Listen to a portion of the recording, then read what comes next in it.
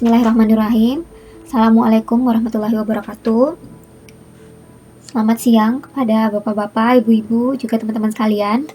Perkenalkan, nama saya Dewi Fitra Ilahi. Saya merupakan CPNS dari BP2MI, Badan Pelindungan Pekerja Migran Indonesia.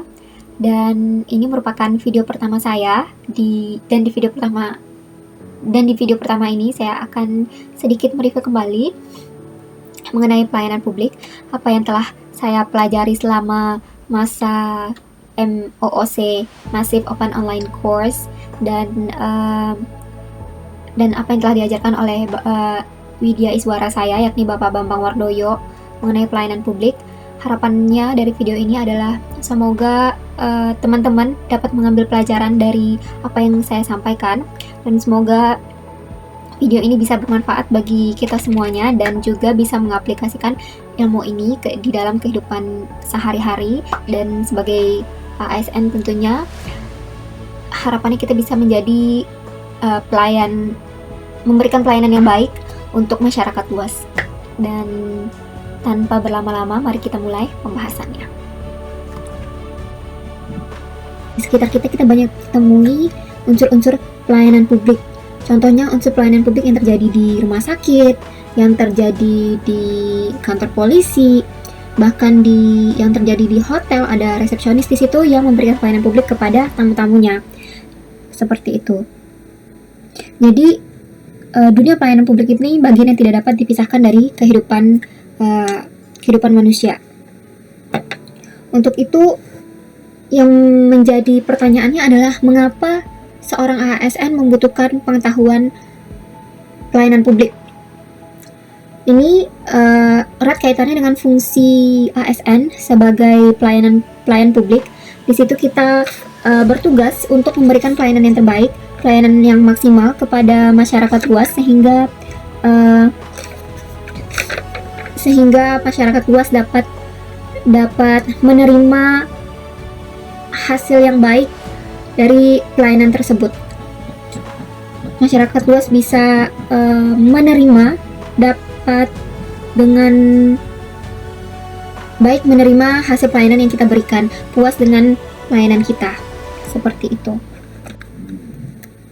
Nah, sebelum kita lanjut ke pengertian dari pelayanan publik tersebut, di layar bisa kita lihat ada image pelayanan publik. Apa yang selama ini masyarakat luas pikirkan tentang pelayanan publik dari ASN, apa yang mereka terima selama ini dalam bentuk pelayanan publik. Inilah image yang tergambarkan di kepala mereka, kepala sebagian dari masyarakat Indonesia.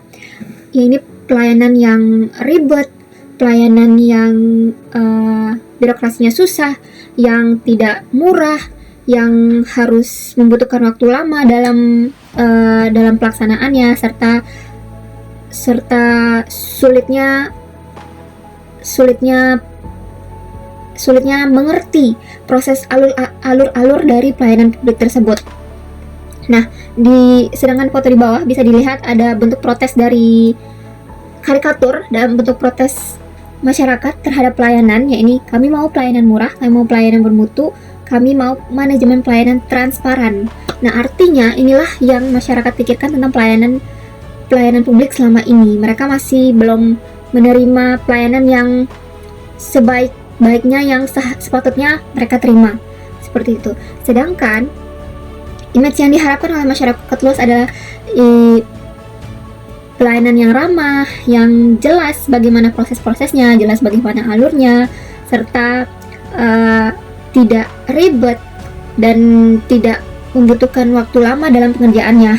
Sebelum kita lebih dalam lagi mengulik tentang pelayanan publik, kita mesti mengerti dulu apa sih pelayanan publik itu. Nah, berdasarkan Lembaga Administrasi Negara pada tahun 1998 mengenai pelayanan publik adalah segala bentuk kegiatan pelayanan umum yang dilaksanakan oleh instansi pemerintah di pusat dan daerah dan di lingkungan BUMD atau BUMN dalam bentuk barang dan atau jasa, baik dalam pemenuhan kebutuhan masyarakat. Nah, seperti itu. Sedangkan pengertian pelayanan publik berdasarkan Undang-Undang Nomor 25 Tahun 2009 Pelayanan publik merupakan kegiatan atau rangkaian kegiatan dalam rangka pemenuhan kebutuhan pelayanan. Berdasarkan pengertian tersebut, dapatlah unsur-unsur dalam pelayanan publik. Organisasi penyelenggara pelayanan publik. Yang kedua adalah unsur penerima layanan pelanggan, yaitu orang, masyarakat, dan atau organisasi yang berkepentingan. Dan yang unsur ketiga adalah kepuasan yang diberikan atau yang diterima oleh penerima layanan atau pelanggan. Nah, selanjutnya kita masuk ke dalam prinsip dalam pelayanan publik. Banyak prinsip yang perlu dipenuhi agar pelayanan publik dapat diselenggarakan lebih baik. Seperti itu. Jadi, terdapat beberapa prinsip dalam pelayanan publik. Yang pertama adalah partisipatif, dan yang kedua itu ada transparan. Dalam prinsip ini, masyarakat juga harus diberi akses yang sebesar-besarnya untuk mempertanyakan dan menyampaikan pengaduan apabila masyarakat merasa tidak puas dengan pelayanan publik yang telah diselenggarakan atau yang telah diberikan. Selanjutnya ada responsif, adalah dalam penyelenggaraan publik. Dalam penyelenggaraan pelayanan publik, pemerintah wajib mendengar dan memenuhi semua kebutuhan warga negaranya. Dan selanjutnya tidak diskriminatif,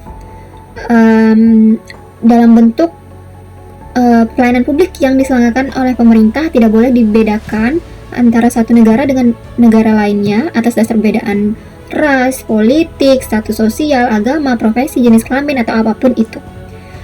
Selanjutnya ada mudah dan murah. Mudah dalam konteks di sini adalah berbagai persyaratan yang dibutuhkan tersebut masuk akal dan mudah untuk dipenuhi. Sedangkan murah adalah sesuatu biaya yang dibutuhkan oleh masyarakat untuk mendapatkan layanan tersebut sehingga terjangkau oleh seluruh warga negara. Seperti yang telah disampaikan pada slide sebelumnya, ketika terdapat ilustrasi orang-orang yang protes akan pelayanan publik yang tidak murah. Seperti itu ya. Selanjutnya ada efektif dan efisien. Lalu ada aksesibel. Aksesibel dalam artian di sini adalah pelayanan publik yang diselenggarakan oleh pemerintah harus dapat dijangkau oleh warga negara yang membutuhkan dalam arti fisik dan juga dapat dijangkau dalam arti non-fisik. Lanjut ada akuntabel.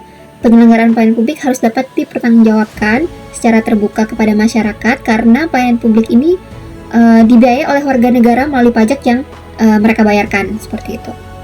Lanjut, terakhir ada berkeadilan. Saya rasa sekian penjelasan dari saya. Harapannya adalah semoga teman-teman bisa mengambil pelajaran dari sedikit penjelasan yang sudah saya sampaikan sebelumnya, dan semoga ini kita semua bisa mengaplikasikan pelayanan publik yang terbaik di kehidupan kita. Dan sebelum saya tutup, saya mengucapkan mohon maaf yang sebesar-besarnya bila ada salah-salah kata, salah-salah pengucapan, dan apapun itu saya mohon maaf. Sebagai penutup, saya ucapkan terima kasih sudah menonton dan Assalamualaikum.